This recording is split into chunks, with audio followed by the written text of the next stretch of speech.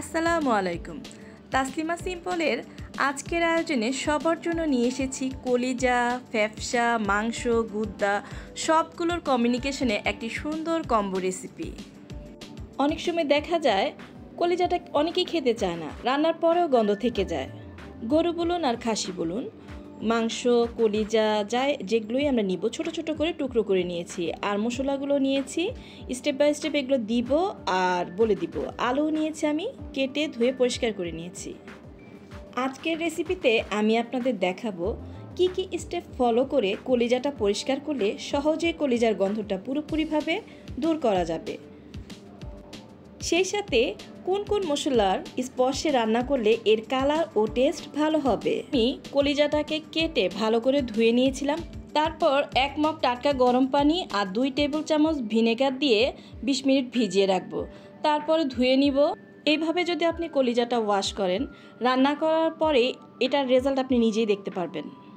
এবার কড়াইয়ে দিয়ে দিচ্ছি 1/2 কাপ সরিষার তেল, এলাচি, দারচিনি, তেজপাতা এগুলো দিয়ে দিব। দিয়ে আমি একটুখানি ভেজে নিব যতক্ষণ পর্যন্ত এর একটা সুন্দর স্মেল বেরিয়ে না আসে। তারপর 1 বাটি পেঁয়াজ দিয়ে দিলাম। ধোয়া তেজপাতাগুলো আমি পেঁয়াজের সাথে এই কারণে দিলাম জানি পানি ছিটে না আসে। আর স্বাদ মতো লবণ দিয়ে দিচ্ছি। লবণ দিলে পেঁয়াজটা একটু নরম হয়ে যাবে। পেঁয়াজটা আমি বেশি লাল করব না। আর আমি গরুর মাংসের যে গুড ফ্যাট চর্বিটা ইউজ করতেছি, এই কারণে এটা থেকে রান্না করার পরে যে তেলটা উঠাবো ওইটা দিয়ে পাতলা খিচুড়ি রান্না করলে এটা যে এত টেস্টি হয়, এটার একটা শর্ট ভিডিও আমার চ্যানেলে আছে, সেটা ফলো করে রান্না করতে পারে। এ পর্যায়ে দিয়ে দিচ্ছি 3 টেবিল চামচ আদা ও 3 টেবিল চামচ রসুন বাটা দিয়ে একটু নেড়েচেড়ে কষিয়ে নিব। এবার দিয়ে দিচ্ছি 1.5 টেবিল চামচ জিরার গুঁড়া, দিয়ে দিব 1.5 টেবিল চামচ ধনিয়ার গুঁড়া, আর দিব মরিচের গুঁড়া 3 টেবিল চামচ, হলুদের গুঁড়া 1.5 টেবিল চামচ, আর গরম মশলার গুঁড়া 1/2 টেবিল চামচ এখন দিচ্ছি। আর শেষে আবার একটুখানি ইউজ করব। মশলাগুলোকে ভালো করে নেড়ে চেড়ে একটু কষিয়ে নিব। আসলে কি গরুর মাংসের মশলাটা এত কষানো লাগে না, কারণ আমরা তো হাতে মাখিয়ে গরুর মাংস রান্না করি। আমি মশলা কষানোর জন্য এ পর্যায়ে কোনো পানি ইউজ করতেছি না। এইভাবে আমি মশলাটা পানি ছাড়াই কষিয়ে নিব। আমার তরকারি কালারটা তাহলে খুবই সুন্দর আসবে। তাই প্রত্যেকটি স্টেপই আপনারা সুন্দরভাবে ফলো করবেন, তাহলে আপনাদের তরকারি কালারটাও আমার মতো হবে।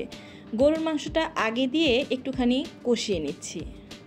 আসলে আমাদের পরিবারে আমরা কলিজা রেসিপিটা এভাবেই করি। এতে গন্ধও করে না, কলিজার কালারও ঠিক থাকে আর পুষ্টিগুণ বজায় থাকে। এখন আবার 1/2 বাটির মতো পেঁয়াজ দিয়ে দিচ্ছি। কলিজাটা আসলে কি একটু ঝাল না দিলে ভালো লাগে না, মিষ্টি মিষ্টি লাগে। তো আমি এই পর্যায়ে একটু কাঁচামরিচ ভেঙে দিচ্ছি। আর মরিচের গুঁড়ো আমি একটু বেশি ইউজ করছি। ইচ্ছা করলে আপনি যেরকম পরিমাণ ঝাল খান সেই পরিমাণেই দিবেন। স্বাভাবিকভাবে গরুর মাংসটা সিদ্ধ হতে একটু সময় লাগে, তাই গরুর মাংসটাকে আমরা একটু আগে কষিয়ে নিচ্ছি। তারপর কলিজাটা আমরা দিব। আর কলিজাটা আমরা এত সুন্দর করে ধুয়ে রেখেছি, দেখেন পানি ঝরা দিয়ে রেখেছি, একদম সাদা না। তো এইভাবে যদি আপনি পানি ছড়িয়ে রাখেন, আপনার কলিজার তরকারি 100% আমি গ্যারান্টি দিয়ে বলতেছি কোনো দিনও কালো হবে না। আর আমার প্রত্যেকটি টিপস ফলো করলে এরকম সুন্দর কালার আসবে আপনার তরকারিতে। আমি কিন্তু শুরু থেকে কোনো পানি ইউজ করিনি। পানি কিন্তু গরুর মাংস থেকে উঠেছে, কলিজা দেওয়ার পরেও উঠেছে। আমি সেগুলো দিয়ে নেড়েচেড়ে এগুলোকে কষিয়ে নিচ্ছি। আমার ওই পাত্রে নাড়তে একটু কষ্ট হইতেছিল, এর জন্য আমি বড় পাত্রে ট্রান্সফার করলাম। তারপর নেড়েচেড়ে ভালো করে ঢেকে কষিয়ে নিচ্ছি। প্রথমে ধরেন গরুর মাংসটা আমি 15-20 মিনিটের মতো কষাইছি। এখন আমি কলিজাটা দেওয়ার পরে আবার 20 মিনিটের মতো কষালাম। তারপরে আমি আলুটা দিয়ে আবার কিছুক্ষণ কষিয়ে নিব। ঢাকনা দিয়ে আমি কষাবো, বারবার ঢাকনা উল্টিয়ে নেড়ে চেড়ে দিব। কারণ যদি তরকারিটা নিচে দিয়ে লেগে যায় এটা পুড়ে যাবে, খেতেও ভালো লাগবে না। গরুর মাংস বলুন আর কলিজা বলুন, যে কোনো মাংসই আমরা একটু ভালো করে কষালে এটার টেস্টটা খুব ভালো আসে। তাই ঢাকনা দিব, আবার উল্টিয়ে আবার নেড়ে চেড়ে দিব। নেড়ে চেড়ে নিচে দিয়ে লাগতে দিব না। এইভাবে আমরা বারবার নেড়ে চেড়ে কষিয়ে নিব। আলু দেওয়ার পরে 20 মিনিট কষিয়ে এবার আমি 1/2 মগের একটু বেশি পানি দিয়ে দিচ্ছি। আর আপনি যদি ঝোলটা পরিমাণ একটু বেশি রাখতে চান তাহলে আর একটু বেশি পানি দিবেন। আমি এখানে বেশি ঝোল রাখবো না, আমার জাস্ট বেশি হবে না কমও হবে না, মাখো মাখো ঝোল হবে।